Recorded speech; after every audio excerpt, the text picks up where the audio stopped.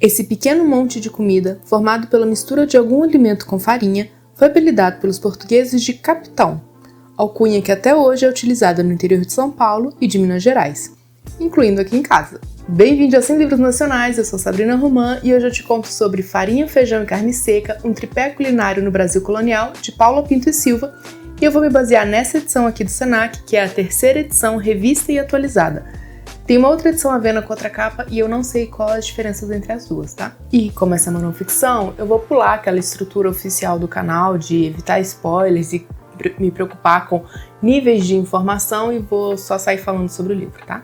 Farinha, Feijão e Carne Seca nasceu da dissertação de mestrado da Paula em 2001, o que quer dizer que esse livro já está fazendo 25 anos, e sim, ele ainda continua sendo uma boa indicação. A Paula é cientista social, mas ela fez esse mestrado e depois um doutorado em antropologia social, e aí você já consegue ver que esse é um tema bem recorrente aqui no canal, porque é um campo de interesse para mim. No Coisa de Rico, eu falei que a antropologia é o estudo do que a gente faz e por que a gente faz o que a gente faz. E aqui a Paula se debruçou para estudar o que a gente comia no Brasil colonial, e para ser sincero, um pouco até hoje, como deu para ver na abertura desse vídeo. O livro começa com um prefácio da Lilia Schwartz, em que ela diz, entre outras coisas, que esse livro pretende justamente tomar o sistema alimentar brasileiro como uma linguagem que fala, expressa, produz e reproduz significados para além de saciar a fome. Porque comida nunca é só comida. O que a gente come, como come, quando come, com quem come, diz muito sobre quem a gente é culturalmente, socialmente e politicamente também.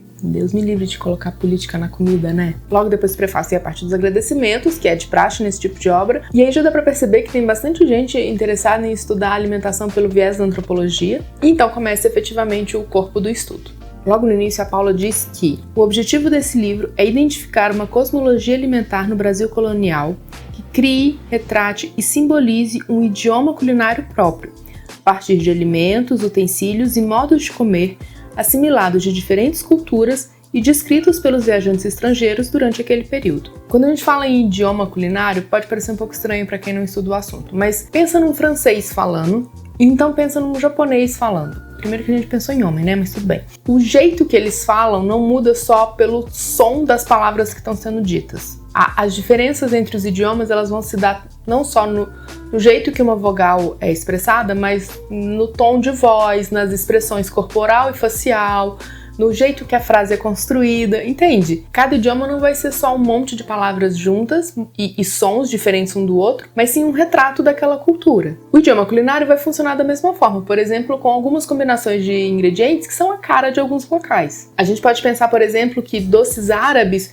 são normalmente ricos em castanhas e águas de cheiro, enquanto doces franceses e italianos vão ser ricos em ovos e creme, por exemplo. Não é uma regra geral e inquebrável, mas é tipo o sotaque de cada sobremesa. E isso vai valer para combinação de ingredientes, temperos mais utilizados, utensílios utilizados, métodos de cozimento, essas coisas. Só que as nações não são ilhas isoladas. Vide o fato de que hoje em dia eu tenho haxiz na minha gaveta de talheres, mesmo sem ter nenhuma ascendência asiática. Agora pensa na diferença do nosso português pro português de Portugal pro português de Moçambique. Da mesma forma que o nosso português se diferenciou dos outros por conta da nossa história, o nosso idioma culinário também fez isso. E é isso que a Paula aborda nesse livro. Um resumo disso é o que aparece na introdução desse livro, mostrando os relatos que existiam sobre a alimentação no Brasil colonial e chegando à conclusão de que, apesar da variedade de alimentos disponíveis à época, há uma combinação entre os alimentos e a forma de comê-los que aparece de modo bastante insistente, como se em cada refeição relatada, encontrássemos esses mesmos alimentos combinados de maneiras particulares. Em seguida, a Paula aborda as cozinhas de engenho, tanto socialmente quanto fisicamente, mostrando como elas se diferiram das cozinhas da Europa, e o fogão a lenha foi para fora da cozinha, e aí você acaba criando duas cozinhas diferentes na casa. Uma interna, para o preparo de doces mais finos, e uma externa para a cozinha do dia a dia. A Paula tá falando de Brasil colonial e eu tô vendo Minas no século XXI.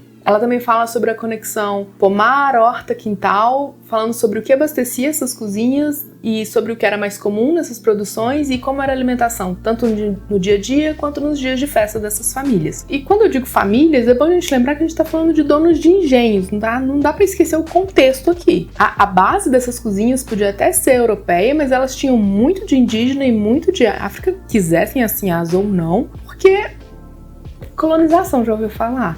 E aí eu cito a Paula citando Gilberto Freire. São as condições mestiças dessa sociedade agrária na estrutura, escravocrata na técnica de exploração econômica, híbrida de índio e mais tarde de africanos na composição, que permitem, ao mesmo tempo, a reprodução de uma hierarquia e o surgimento de um processo social distinto e novo. A palavra índio em vez de indígena é porque é uma citação direta ao Gilberto Freire. Pensa que é o português de Portugal aprendendo a falar dendê e abacaxi e virando português brasileiro, pena que da forma mais violenta possível. Depois dessa estrutura da cozinha, a gente fala um pouco sobre doces, e aí a gente vê que gringo falando que doce brasileiro é doce demais existe desde antes do Debré, mas aqui a gente também vê como as compotas, que são tão tradicionais pra gente, foram um jeito de os europeus lidarem com as frutas tropicais que estragavam tão rápido, e a gente vai vendo a evolução da nossa relação com o açúcar até chegar numa coisa que também é super tradicional pra gente, que é a rapadura. Essa sessão acaba com um capítulo chamado Somos o que Comemos, que aborda a diversidade da produção de alimentos e como essa diversidade se refletia tanto na alimentação dos senhores de engenho quanto dos escravizados e indígenas na época. A alimentação dos africanos escravizados nesse contexto era, portanto, autóctone, baseada em mandioca cozida e suas diversas farinhas, milho cozido, ralado, quebrado, pilado ou feito farinha, feijões, batata doce, uma outra fruta da terra, quase nenhuma carne ou gordura. Sal e açúcar eram produtos inatingíveis, já que eram dois dos bens alimentares mais valiosos da colônia e do reino. Para o tempero, salsa e coentro nascidos descuidadamente entre as outras espécies, além das pimentas indígenas, bem mais suaves, entretanto, do que as similares africanas. A seção seguinte vai tratar de escassez na abundância. Primeiro falando sobre a colonização da Amazônia, que estava mais baseada no extrativismo, então na formação da Vila de São Paulo, que tinha uma produção mais baseada na subsistência, ao contrário do litoral, que estava totalmente focado na produção de cana-de-açúcar. Eu faço assim como se eu estivesse fazendo um mapa do Brasil. A parte de extrativismo na Amazônia se deu principalmente porque ali as plantações com a técnica europeia não vingavam. E aí o que aconteceu é que os colonos acabavam comendo muito igual os indígenas da região comiam. Porque, nossa, que surpresa, o melhor jeito de sobreviver num local é fazendo igual aos locais. Algo parecido começou a acontecer em São Paulo com os colonos.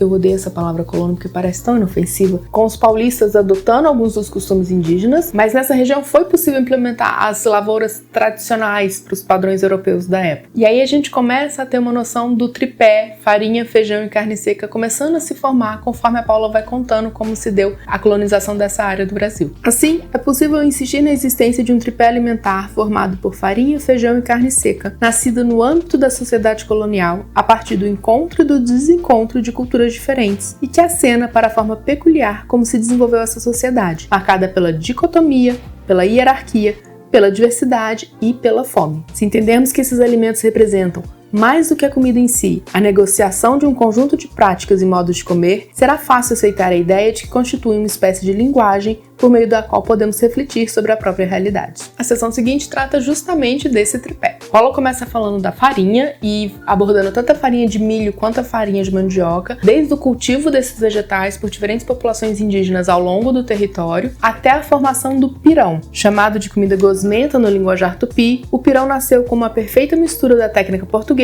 com material nativo, resultado de um longo processo de experimentação entre o encontro do líquido quente com a farinha seca, despejada com parcimônia para não empelotar, e uma mão sempre a mexer, atenta ao ponto certo. E ainda tem espaço para falar da farinha de peixe, típica da alimentação de vários povos indígenas, consumida junto com a farinha de mandioca e completamente nova para os europeus. O capítulo seguinte vai falar da carne seca e contar um pouco de como foi a expansão pecuária do país durante a colonização. Ela fala sobre como a criação de gado se deu de formas diferentes ao longo do território, gerando produtos diferentes e como as características de cada região foram essenciais para essas diferenças nas produções. E claro, como nesse contexto surgiu a carne seca. Esse capítulo também aborda rapidamente outras produções, como frango e porco, e como o consumo de carne variava ao longo do país, que eu acho que faz todo sentido. Fechando o tripé, vem o feijão, nosso alimento de todo dia, e como o preparo dele mudava de acordo com a circunstância. Feito em casa com caldo, para ser comido junto da farinha de mandioca em pratos ou cumbucas. Cumbuca, não bowl, cumbuca. Ou seco para ser comido junto com a farinha de milho nas andanças pelo interior do país. Adivinha quem estava andando pelo interior do país nessa época? E aí a sessão seguinte vem justamente falar da desconstrução desse tripé, mas é uma desconstrução teórica. Ela vai falar sobre o aspecto simbólico do preparo desses alimentos e de um outro tripé, dessa vez o Levi-Strauss. Levi-Strauss? Tomara que eu tenha falado certo. Esse outro tripé tem como pilares o cru, o cozido e o podre. Sendo o cru o alimento que não tem uma marcação cultural, pensando numa banana in natura. O cozido sendo o que passou pela transformação cultural, pensa numa bananada. E o podre sendo da transformação natural, pensa numa banana passa. E ela também vai analisar como esses três alimentos do tripé, farinha, feijão e carne seca, conformam um jeito de comer desse local e dessa época, que eu acho que ainda se repete muito até hoje. Portanto, há por trás desse sistema um modo particular de comer, de fazer comida e também de pensar sobre ela, que fala ainda sobre os modos originais de conservação nos trópicos, sobre os problemas de subsistência e os ajustes necessários a ela, sobre negociação e produção de valores, que ajudam a revelar especificidades dessa sociedade. A gente é o que a gente come e a gente come o que come porque a gente é quem é. O livro ainda conta com várias ilustrações da época mostrando cenas do dia a dia de produção de alimentos e de utensílios domésticos para essa produção, que dá pra ver, né? E também tem um pequeno glossário e uma extensa bibliografia para quem se interessar e quiser ler mais sobre o tema. Agora, por que eu quis trazer esse livro especificamente aqui pro canal? Porque eu tenho um canal de receitas e eu queria uma desculpa por fazer propaganda dele. Eu acho que o público desse canal vai concordar com a informação generalizada de que a gente precisa apoiar a produção científica nacional. Pois bem, isso é produção científica nacional. Ao ler, falar sobre, indicar para um colega, postar nas redes sociais, livros que se baseiam em teses e dissertações, a gente está gerando interesse nas produções científicas que fundamentaram esses livros. Eu estou indicando farinha, feijão e carne seca especificamente porque sim, o jeito que a gente come me interessa muito como campo de estudo. E eu não vou mentir, porque também o meu olho encheu d'água a primeira vez que eu li aquele trecho falando sobre comer capitão e eu lembrei da minha família e da minha mãe e eu li a palavra capitão com a voz e sotaque da minha avó capixaba. A gente vê famílias descendentes de imigrantes, e eu vou deixar imigrantes em aberto assim, falando sobre as tradições familiares que remontam às gerações, mas a gente tem muita história nossa nesse território mesmo. Nem sempre é uma história bonita, e é bem difícil achar pedaços dela que não estejam banhados em sangue, mas ainda é a nossa história. E o primeiro passo para tomar posse dela é identificando que ela existe. Vale para alimentação, que é o meu campo de estudo favorito, mas vale para outros assuntos também. Vídeos, livros de não ficção que já apareceram por aqui. Então, se você já se perguntou por que para algumas pessoas é tão importante se o feijão vai por cima ou por baixo da farinha, se você já quis saber de onde saiu essa história de fazer farinha de mandioca, ou se você já comeu capitão, esse livro é uma ótima indicação para você. Como sempre acontece aqui no canal, na descrição tem links para onde você encontra esse livro. Quando é link de compra, normalmente é um link comissionado. Se for da Amazon, vai ser comissionado. Mas se eu encontrar ele disponível para empréstimo em alguma biblioteca online, como a Biblion, vai ter o link também e vai estar explicado direitinho o que é para empréstimo. Quando eu falo biblioteca online, eu tô falando de bibliotecas oficiais que respeitam os direitos autorais de quem escreveu o livro, tá? Só pra deixar claro. Se você não sabe o que é Biblion e como essas bibliotecas funcionam, na descrição vai ter um vídeo pra você também. Agora, me conta nos comentários qual foi a última não ficção que você leu e eu te vejo na próxima indicação. Nessa tela final, eu tô deixando mais 2 livros que me ajudaram a entender um pedaço do mundo. O primeiro foca nos ricos do Brasil e o segundo no samba de enredo.